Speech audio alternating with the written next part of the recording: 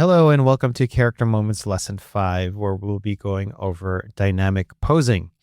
So, needless to say that getting really good dynamic, exaggerated poses are very important in action and therefore very important in video games, not just because we want the character to feel very action oriented and dynamic, but for clarity's sake and for a gameplay read's sake and for a number of other reasons, right? So let's get into dynamic posing. So there are a number of things that contribute to creating a good dynamic pose. But just like I had spoken about at the very beginning of the workshop, like everything else we've talked about so far, they all work together. Okay. It's very important to recognize that. So, first thing being the silhouette. So, the silhouette speaks to the negative and positive space a pose creates and how clear and readable the pose is based off of that. So, a great way to test a strong silhouette is to like black out the entire character simply or to squint while looking at the character and see if what they're doing is clear. It's important that these silhouettes be as clear as possible when they need to be, especially in an action shot or when doing action, because things are moving quickly. So the quicker the things move, the more clear they need to be on a first and quick read, right? So this is pulled from a book called Tuesday Tips by Grizz and Norm. I love those books. They are fantastic. If I haven't mentioned that already. So this is on silhouette in particular. You can see how just by adjusting the poses of the characters, you can see how much more clear the characters are reading in silhouette by grouping certain parts of the character. Like here, the grouping of the legs so that it's a little bit less complicated here and it's a clearer read. And where the eye needs to be focused on, it's a little bit more obvious, right? Because there's a lot less competing for it. And making sure that there's a very clear contour line or doing a contour line check against the silhouette of a character is a really good way of making sure and kind of checking that the silhouette is as clear as it can be.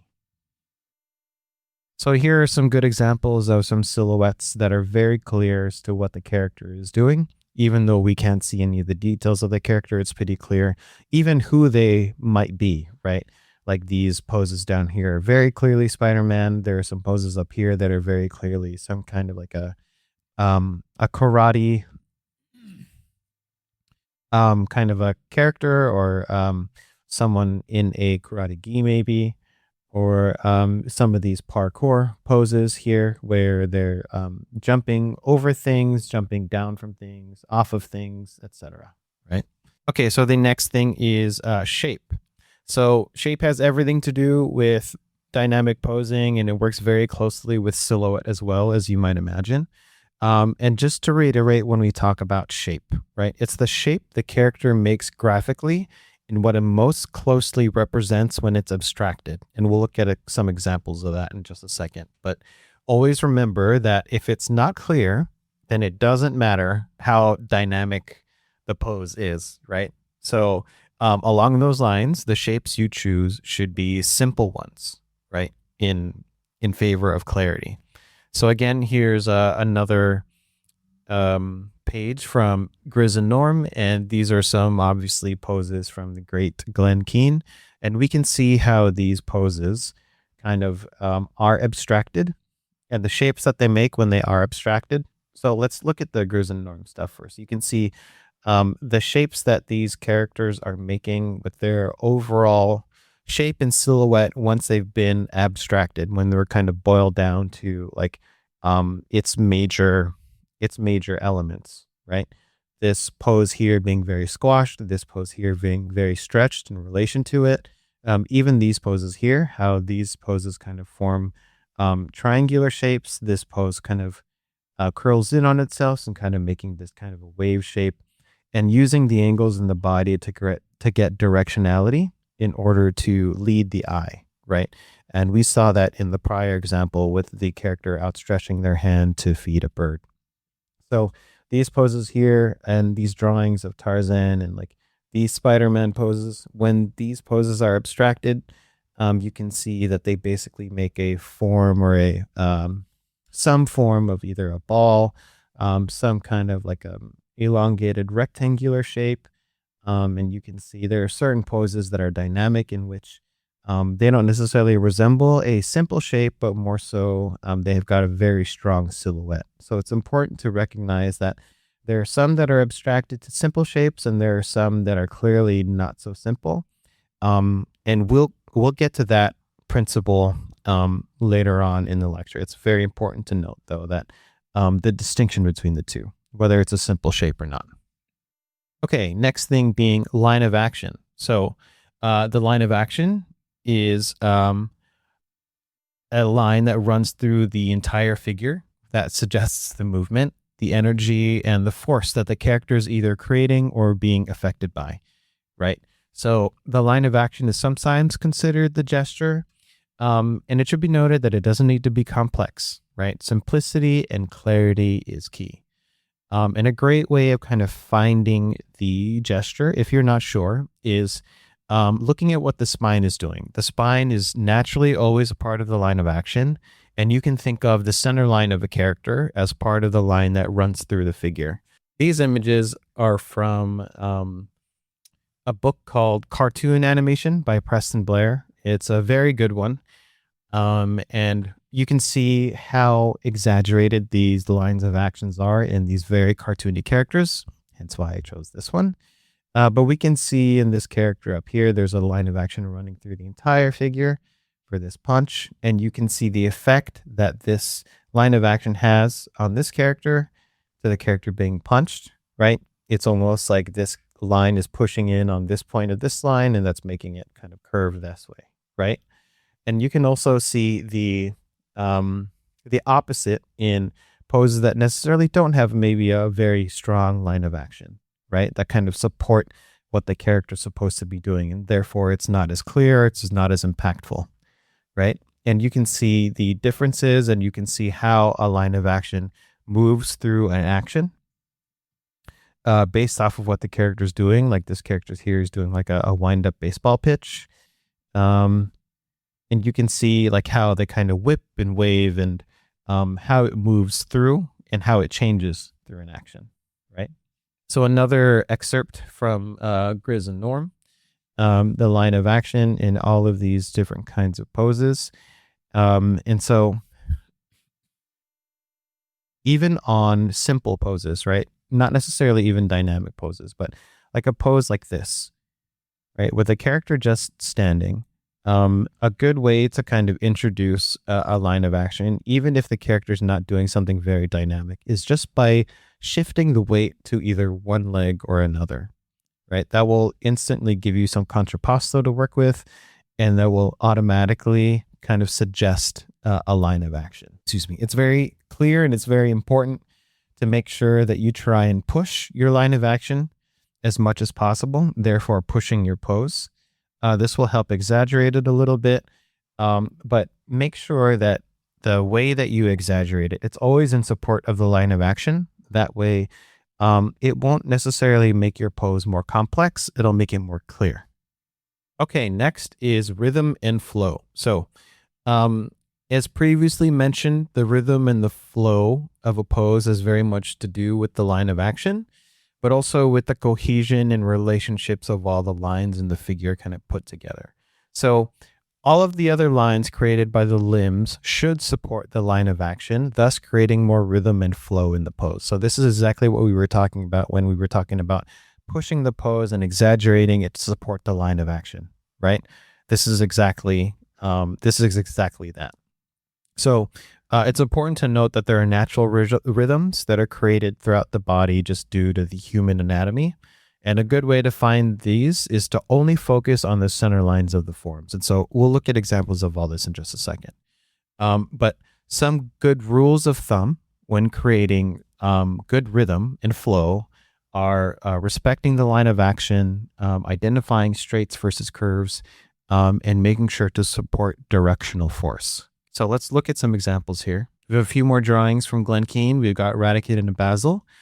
And so we can see here there's a very clear line of action in green going from the tip of the toe all the way up to the temple. And we've got this like really harsh reverse C.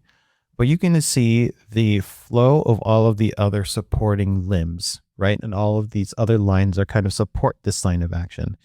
There's like this sweeping kind of C gesture and kind of motion to the line of action. And you can see all of these red lines kind of echo that or mimic that to an extent, therefore supporting the line of action, right? Even in this one with this like upshot of Ratikin, like I think this is when like they're fighting on the clock tower or something, but he's reaching up really far and like the line of action is very simple, right? It's just a curved line pretty much going from left to right, moving upward. And all of these lines and gestures and the flow of all of these are supporting that. And even here with this quote unquote not very dynamic pose, right? It's just Basil just standing there with his magnifying glass looking at something. By shifting the weight over to the left leg, right? It's creating a soft C kind of a gesture. And there's all of these like supporting and flowing lines to support the line of action, right? And in these poses down here, I've chosen these ones because they've got really good example of how these contour lines conform with one another, right? So you can kind of see the relationship between this line here, let's say on the hunch of his back, right? It's kind of convex and coming outward, and the following line after that is concave, and it's kind of creating this kind of chain link kind of relationship, right? Convex, concave, convex, and therefore it's creating a really nice flow, and it's making it like the shape feel very, very appealing, right? Another one here is a very good example of kind of straights versus curves, right? So it's important to note that straight versus curves is always relative. So depending on the style of the character or depending on kind of like the style of the show or the art direction in general, let's just look at these two lines right here of the arm, right? And this upper arm right here, you can see that this is straight, and then opposite of that, the very next line after that is curved. But you can see that this line here isn't necessarily a really, really hard straight, right? It's just relatively to this line way more straight than it is curved, right? So when we say straight versus curve, it doesn't necessarily have to mean a exact straight line. It just relatively has to be more straight than the line that it's kind of juxtaposing. And aside from these lines that are kind of stacked one another here, you can see like these lines here, right? We've got a curved line here on the outside, but opposite of that, on the inside, there's a straight line. So kind of using these chain link or either straight versus curves principles, you'll get a lot of appeal out of your poses and out of the shapes. Okay, so a little bit more on rhythm and flow. This is pulled again from Grizz and Norm. So you can see that like there's this chain link rhythm that's identified all throughout the body. And you can see that I've pulled examples over here on the right of anatomical drawings that kind of suggest natural rhythm to limbs. Okay, so if you're unsure of what the rhythm or a flow is through a leg or through an arm, a good way to start is to identify what the actual anatomy is doing. Okay, so you can kind of see here in this drawing, right, from the quad, there is a convex kind of a curve, and then on the calf, there's a concave kind of a curve, right? And so creating that chain link like we were saying. And this is actually supported by the anatomy of it. So if we're looking at it here, a quad muscle has this kind of like a curve to it, a C curve. And then the calf muscle, along with like the tib and the fib bones down here, they kind of curve inward. And so if we're taking that, and if you think of it almost like a piece of armature wire, and you turning that wire in kind of 3D, you can see that like even through here, even through the front, right? There's a gesture that kind of forms throughout the legs. And through this example here, we can see the legs broken down into simple shapes. You can see this green line that's outlining, or it's pointing out the center line of each of the forms, right? You can see like the kind of curve and the kind of natural gesture each of the limbs have just based off of anatomy, right? So if ever you're not sure, or if ever you have trouble kind of finding what the natural rhythm of a limb or a body part is, bringing it back down and kind of reestablishing what's actually happening with the anatomy is a great way of finding out. Okay, tilt and twist. So the idea behind the tilt and twist of a pose is to give it another dimension, almost, right? And the tilt and the twist in the pose can be boiled down to the idea of contrapposto. So contrapposto is the idea of getting opposing lines in the figure to create asymmetry and more appeal.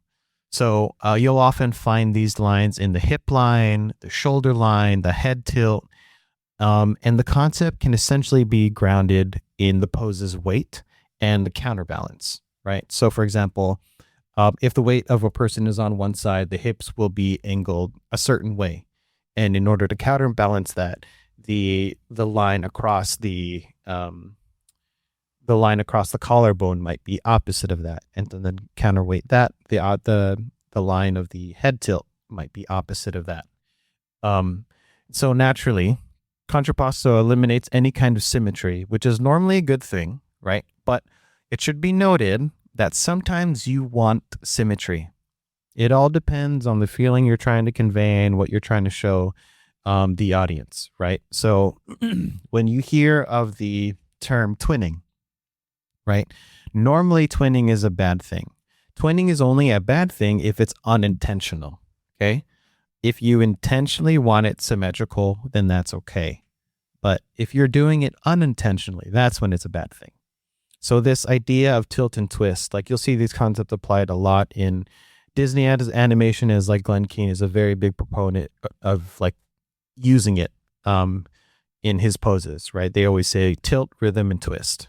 And so here we go, more pulls from Grizz and Norm, and we can see this figure over here on the left that's straight up and down. The weight is right in the center, right where the center line is. But as soon as we kick the weight a little bit over to this leg here, you can see it creates this kind of a tilt in the pelvis, right? So this is more straight, this is more curved.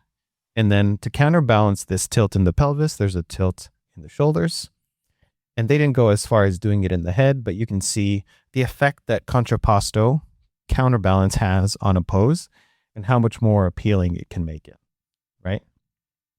And so twist is the same way. It gives it another dimension. And personally, I kind of view this idea of twist as kind of like the modern 3D animation principle of solid drawing. So the 2D animation principle of solid drawing was to make sure that the character felt like they had volume, right? And making sure you can see more than one surface in order to make sure that it feels like they have volume. This also helps to make sure that the poses, or like whatever it is that you are posing, doesn't feel flat. And it's the same concept behind making sure that there's volume or solid drawing in 2D. Okay, force and energy. So it's important to be aware of the forces and the energy that are not just happening in your poses, but it's also very compliant with the notion of like different energies in a shot, right? Whether the energy is internal force or external force. We saw somewhat of a good example of that when we were looking at the cartoon animation of the cat punching the other cat, and what kind of effect that punch, the force of the punch, had on the gesture of the cat getting punched. So what your character is doing and with what intensity they're kind of doing it at will determine a lot of how much force or energy they're generating, right? They're exerting a lot of energy, therefore they're creating a lot of force, which is, considered internal force. So there's another kind of force that can be represented in a shot, and that's all the force or energy that's not being created by the character. So it's an external force acting upon the character. And don't worry, we'll look at an example of this in a second. So this kind of shows up and can be represented by another character, something that's being thrown at your character, or possibly due to a circumstance that's happening in the shot, like an explosion. That's a perfect example, right? The effect, the intensity, or the effect that an intense explosion has on your character. But it's important to be aware of the force and energy that your character is creating, if there's an energy that they're acting upon or reacting to, right? And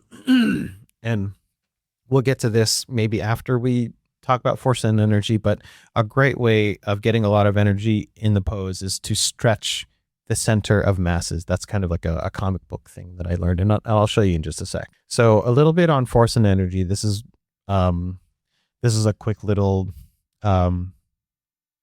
image that I made to kind of demonstrate force and energy. So you can see, based on the exaggeration of the pose, they're therefore creating a lot of energy, and so therefore generating a lot of internal force. So you can see by the contrast between the two poses, you can really tell how much effort they're putting into it, and therefore how much force is going to be expelled from it, right? And so an external force, it would be like this. This is basically like a Dragon Ball Z kind of a blast, but like this kind of energy blast here and this explosion, right? How it's shooting out everywhere and the effect that that's having on this character, right?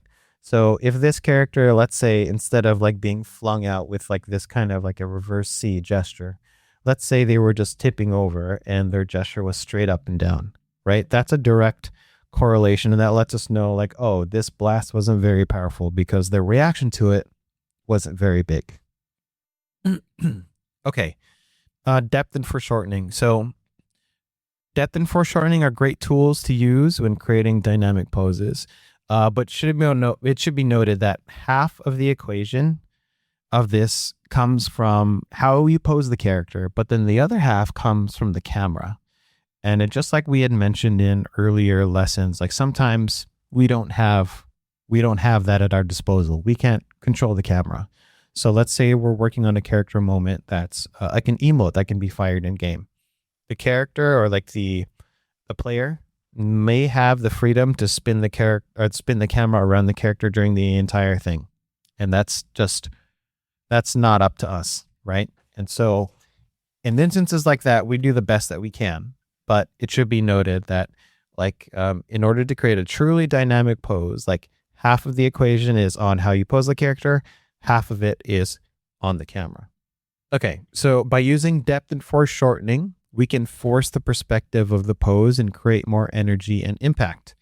And the rule of having the masses be as stressed out as possible, like I had mentioned, applies here.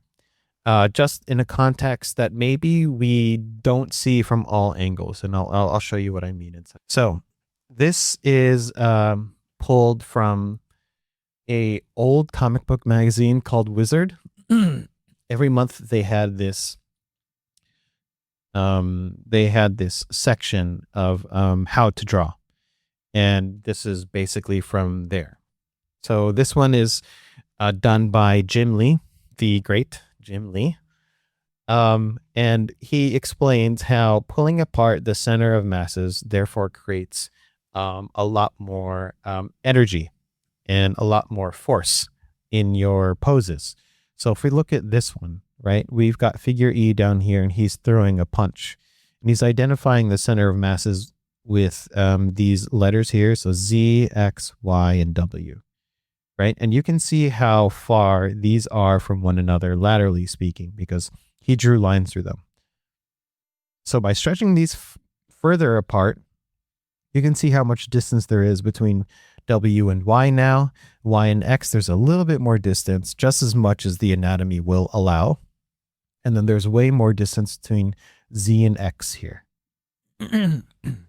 So by doing this, it exaggerates the gesture.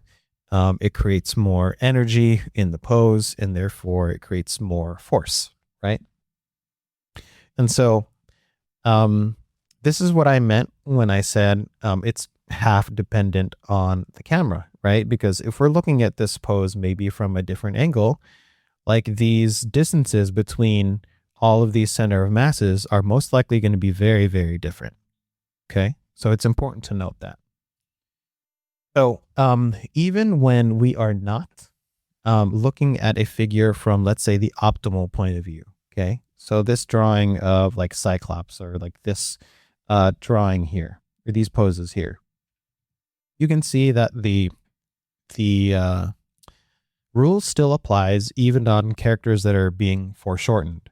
So if we were to, say, for example, use the center of mass kind of approach and kind of theory, right? There would be one in the hand, there would be one in the chest, there would be one in the pelvis, and then one in the foot being very short, being stretched backward.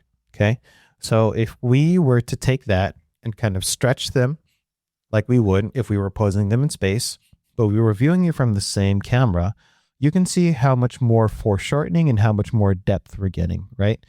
Very visibly, you can see the hand much bigger here. You can see the arm and the shoulder is clearly in front of the head. There's basically a lot more space in between these center of masses. And even though we're not viewing it from the most optimal view, even doing that from front on, it still has the same effect. Okay. Okay, season to taste. So this is a one that's not talked about a lot, but I think is incredibly important. So I'm sure that these concepts may or may not be new to you guys, but it should be noted that they should be used accordingly. Okay. So that's what I mean when I say season to taste. You don't want the exact extreme opposite with every pose you create, right? Because that would leave you nowhere for your poses to grow, or a lot like the first time you kind of discover dragon overlap, or like overlapping action when you're animating for the very first time, right? And like, let's say for it finally begins to click. And so as soon as, like, what do your first animations look like? As soon as you begin to discover dragon, everything looks like super like floppy, right?